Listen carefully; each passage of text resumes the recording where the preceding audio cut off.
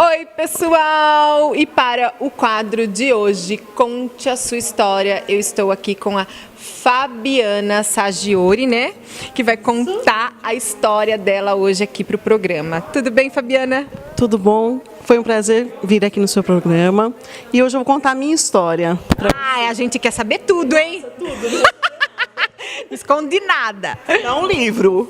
Meu Deus do céu! Então vamos lá. Vamos lá. Eu nasci aqui em Jaú. Minha família é daqui de Jaú. Minha mãe, a família dela tinha Saggiori, né? Saggioro. É sempre, né? Por causa da herança, então um faz um I, outro faz um A, e assim vai por... Assim. Meu avô tinha uma quitanda, aí onde é o Hospital São Judas. E meu pai era de Pitangueiras. Então ele veio pra cá, meu pai era chefe da estação de trem. E eles conheceram... eles casaram, imagina como foi a minha infância. Minha infância foi maravilhosa, né? Aquela época, andava de trem, então a gente tinha toda aquela coisa de passear de trem, aquela fantasia. Meu pai era uma pessoa extremamente bem-humorada, ele sambava comigo na hora que ele chegava, porque eu sou caçula de 5 irmãos. Eu tenho um irmão e somos em 3 meninas. E a gente ficou assim, vivendo aquela vida boa. Ali era uma infância muito gostosa, a gente se divertia. Quando chegou a 5 anos de idade, meu pai acabou tendo uma doença. Ele teve um câncer de garganta que acabou fazendo com que tudo na nossa vida mudasse muito. Minha mãe era do lar e ela acabou tendo que lavar roupa para fora para poder ajudar a casa. E assim, tem uma coisa que é muito peculiar da nossa família. Meu pai, como ele não conseguia falar com a gente, então ele escrevia em cadernos. Então a gente tem tudo guardado. Que máximo isso! Então ele escrevia pra gente recados. Então tem como a gente saber até da história do que passava na novela, por exemplo, da época 1985. E tudo, então eu tenho assim um caderno marcado com ele, e os conselhos, até assim, ele escreve, por exemplo, fala pra Fabiana mexer nos botões da TV, que ela queimou o aparelho. Era pouco terrível a Fabiana? A Fabiana era calma, uma criança nossa, calma, parecia que tinha chupado uma tomada, então louco.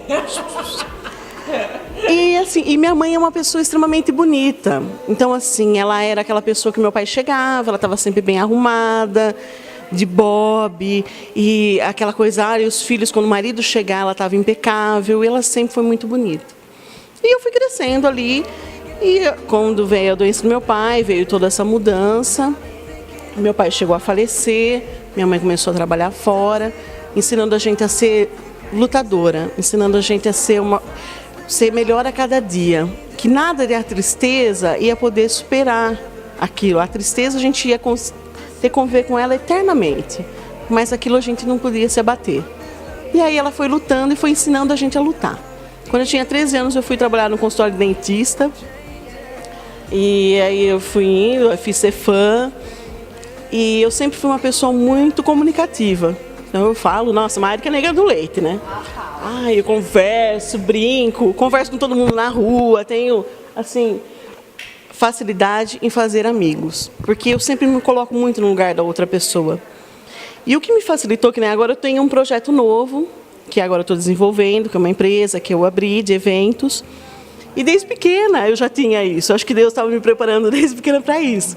Quando eu tinha mais ou menos uns 10 anos, eu estudava no Padre Salles, e a gente ia... E começou aquela história, festa de final de ano, ia mudar, vamos fazer uma festa. Eu falei para a diretora, eu quero fazer essa festa. Ela falou, você pode fazer, desde que você faça tudo então, que eu não vou falar nada. Bem, foi a deixa. Eu fui falar com a Yara Balesteiro, na época que tinha a escola Mirim, que desfilava na cidade. Então eu fui falar com ela para emprestar as fantasias para a gente colocar. Ensaiei as meninas, fiz tudo. Então aquele ano todas as classes participaram da festa e foi uma maravilha. Então ali começou a crescer isso. Então quando tinha alguma coisa, eu fui representante de classe. Era a Fabiana. A Fabiana é representante, vamos embora. Aí então tinha qualquer coisa. Chama a Fabiana. Tem festa junina. Chama a Fabiana. A Fabiana faz, organiza. E foi indo. Já veio da gente mesmo, né, o dom. É um dom, né? Eu falo assim que cada um tem um dom. Eu tenho o dom de planejar, de organizar, de ver, de estar ali junto com as pessoas. Isso me faz bem. A corrente do amor ao próximo sempre me fez muito bem. Eu ter esse contato. Aí, quando eu tinha 16 anos, eu fiquei grávida da minha filha. Olha que novinha! Tenho uma filha de 21, a Gabriela, que assim é o tesouro da minha vida, sabe? Ela é uma pessoa extremamente esforçada. Na realidade, a gente cresceu junto. E aí aconteceu quando eu tinha 19 anos, eu fui casada, fiquei casada durante 4 anos e não deu certo, a gente se separou e eu fiquei sozinha com a Gabi. E mais uma vez eu tive que aprender a superar os limites para poder viver. Então, aí eu fiquei com ela e nisso eu já trabalhava numa instituição, que eu fiquei 18 anos trabalhando. E eu fazia bico. Então, eu servia casamento, servia festa, pintava criança em festa. O povo me conhecia porque falava, aquela mocinha que faz desenho nas crianças. E aí foi passando o tempo. E aí eu fui criando ela, a gente foi passando 2 anos, na realidade, se passaram 2 anos. Aí eu conheci o meu esposo, que é uma maravilha, a loteria que eu ganhei sem ganhar. Ela não vai ficar fazendo propaganda, hein? Que a mulherada em casa. Lava, passa, cozinha, fala, pronto, quero esse, é esse. Mas ele é, assim, a minha alma gêmea. Lógico que no começo não foi assim. Quando a gente se conheceu, não foi amor à primeira vista. Foi tipo, meu Deus do céu, o que é isso? Porque quando a gente se viu a primeira vez, ele olhou pra mim e pensou, nossa, como ele é gorda. E eu pensei, nossa, como ele é baixinho. Ai, minha Nossa Senhora! Sabe, assim, então a gente saiu, conversou, né? Na realidade, a irmã dele nos apresentou, porque ele era nerd, né? Ele era o nerd que não saía de casa, que ele falava, ai, nossa, né? Mas a gente saiu. Saiu o primeiro encontro, foi assim, tava na Barra, tudo bem. No segundo encontro, eu tinha trabalhado 12 horas e tinha ido numa festa anterior. Só tava podre, pegada, cansada.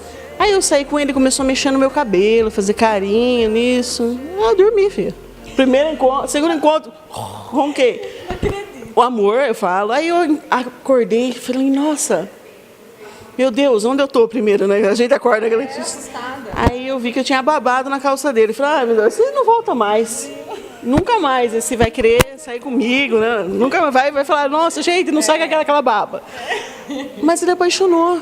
E faz 16 anos que a gente tá junto, de um casamento assim que é um casamento que eu quero amanhecer e acordar com ele, eu quero ser velhinha do lado dele. Eu quero ter Alzheimer e lembrar 5 minutos do que ele me faz, tacar o porretinho nele.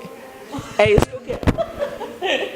Então, assim, e a gente foi vivendo. Aí eu trabalhava nessa instituição e no último ano que eu trabalhei lá, eu fiz eventos. E o ministro da Saúde, que era atual, o Alexandre Padilha, ia vir para Jaú. E fazia 10 anos que nenhuma pessoa do governo ia para cá. Então eu tive que me reciclar, fazer cursos. Fiz o curso do Senac cerimonial para poder saber como que ia fazer o cerimonial. Então, assim, eu me qualifiquei dentro daquilo que eu já tinha um dom. Então, eu consegui fazer com que aquele ano foi um ano de grandes inaugurações e foi um ano corrido, mas eu consegui realmente superar tudo aquilo. E mais uma vez foi indo para aquele caminho que eu falei para você que agora chegou, que é o momento que realmente eu tô. Aí eu saí de lá, do lugar, e fui trabalhar no Amaral. Porque, assim, quando a gente fica em casa, a gente fala assim, ai, não quero ficar em casa. Pessoa que não gosta muito de ficar em casa, fala, depender do marido, eu quero meu dinheiro, quero fazer aquilo. Só que quando eu comecei a trabalhar no Amaral, a minha irmã acabou ficando doente, e isso acabou mexendo um pouco comigo, porque eu já tinha passado com meu pai, passado com a minha mãe. Minha mãe faz 5 anos que faleceu. Minha mãe era uma pessoa super pra cima, desfilava, era Miss Simpatia da Terceira Idade, 2013. Pessoal, olha só, ela trouxe a foto da mãe dela aqui, ó. Miss Simpatia? Miss Simpatia 2013, mas ela sempre desfilava. E ela, assim, legal. A gente ficou com ela, cuidava dela, tratava, ela ia fazer o tratamento, a gente levava ela nos bailes da terceira idade, tipo assim, o carro não era, a gente fazia carro de velhinho, não carro de adolescente, então nós ia levando as velhinhas, eu e o Marcelo, e assim a gente foi vivendo esse momento. Aí eu fui trabalhar no Amaral e aí aconteceu isso, graças a Deus, hoje minha irmã está curada, ela fez o transplante, a gente recebeu a notícia. Então, assim, há uma graça em cima da outra. Aí eu fui trabalhar com casamento, e é muito legal, casamento, cerimonial de eventos corporativos, né? O casamento é uma coisa assim, você trabalha em qualquer evento, você tá ali nos bastidores, então a pessoa não pode saber o que acontece, mesmo que aconteça qualquer coisa errada, ela não pode, os telespectadores eles não podem saber do que acontece por trás das cortinas. Então, assim, já aconteceu coisa assim hilária comigo que ninguém poderia saber. Faz um mês mais ou menos que eu fui fazer um casamento numa cidade que tinha 4.000 habitantes, o padre esqueceu do casamento. A noiva parada e o padre esqueceu. Aí foi lá, eu fui na casa do padre e falei, nossa, oi padre, tudo bom? O padre meio assim, sonado, levantou. Aí ele foi fazer o casamento, deu tudo certo. Ele tinha esquecido! É porque muito pouca gente casa naquela cidade. Aí teve outra vez também que eu fui fazer um casamento, um cerimonial, a mãe da noiva estava com a bexiga, que ia entrar, de repente ela foi me passar, soltou a bexiga e foi parar em cima do teto. Ainda bem... Nossa, mas o que ela estava fazendo com uma bexiga? Ela ia dar para noivinha, ela veio me entregar, aí na hora de me passar, ela deu uma soltadinha na mão, a gente acabou. Aí foi, todo mundo subiu, aí sobe em tudo para poder catar a bexiga. Ainda bem que não era na matriz, porque se fosse na matriz a bexiga ia ficar. Não, a bexiga ia ficar lá. E assim, é muito gostoso essa interatividade com as pessoas. Você fazer aquilo, você se colocar no lugar. Quando eu faço um evento, eu penso que seria para mim aquilo. Como eu gostaria de ser feito? Então, cada perfil da pessoa, então eu converso com a pessoa, eu estudo como a pessoa é, eu vejo. Não adianta nada, Karina, se você quiser, você tem uma rotina de churrasco e você quer fazer uma coisa, camarão, nada a ver. Você não vai se sentir bem, seus convidados não vão se sentir bem. E dentro da sua previsão orçamentária, porque não adianta nada você estourar a sua previsão orçamentária e depois você casar tendo dívida, porque a primeira semana do casamento é o pior, eu acho. Já pensou com dívida? Não, a primeira semana você ainda está em lua de mel. É a hora que começa a chegar as contas mesmo. É a primeira semana que você volta da lua de mel, né? Voltou a lua de mel, os carnês vai juntando, não dá.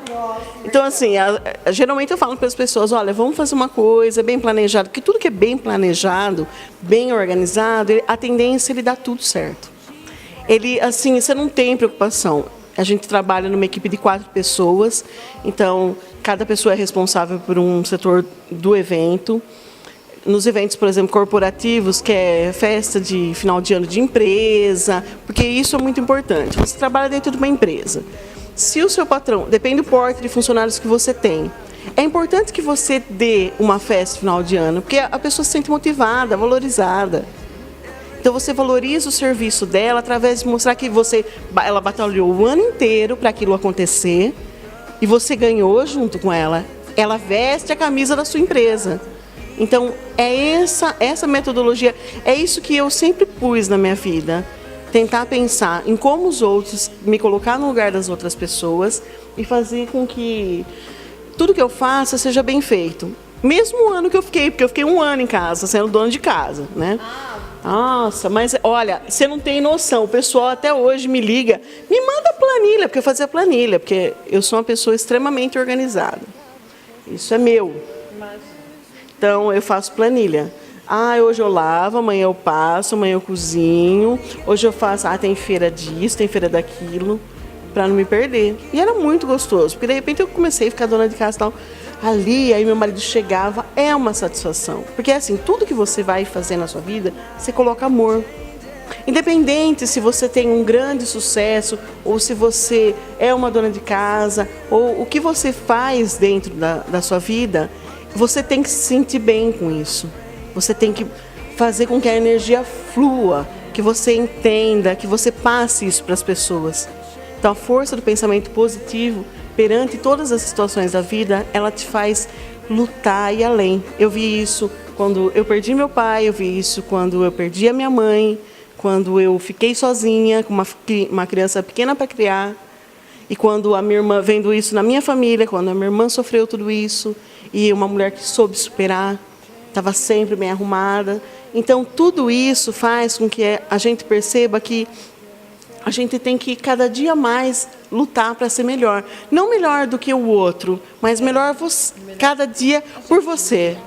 Hoje eu vou ser melhor, hoje eu vou acordar, hoje eu vou ver bem, eu vou encontrar um estranho na rua, se ele precisar conversar, a gente conversa. Eu tenho zilhões de amigos, pessoas que às vezes falam, é a Fabiana, a pessoa... Porque eu tenho essa preocupação, eu vou num lugar, eu converso, brinco, tento levar uma palavra, um consolo para alguém que precise. Ou também, muitas vezes, esse casamento que a gente fez nessa cidade que eu falei para você pequena, foi um achado, porque a pessoa, de repente, juntou-se uma força-tarefa para fazer um casamento. Então, assim, a família se envolveu da noiva, do noivo, a minha filha, o meu genro, o meu marido. Todo mundo participou para que aquilo acontecesse. Porque assim, aí você fala, mas você está fazendo caridade? Não, eu estou fazendo aquilo que cada um deveria fazer dentro da proposta do mundo, de um mundo melhor. Eu faço a minha parte. Eu vou trabalhar, as pessoas vão orçar comigo, eu vou trabalhar no seu casamento, eu vou dar o meu melhor ali. Mas o meu nome está em jogo, eu tenho uma empresa, eu sou uma pessoa responsável, praticidade e tudo. Mas antes disso, eu sou um ser humano que quer ser melhor. Então, eu encaro a vida assim. Eu sempre encarei. Então, muitas vezes, às vezes as pessoas falam para mim, mas você tem um jeito, você dá risada, você brinca, parece que não tem problema. Não, todo mundo tem.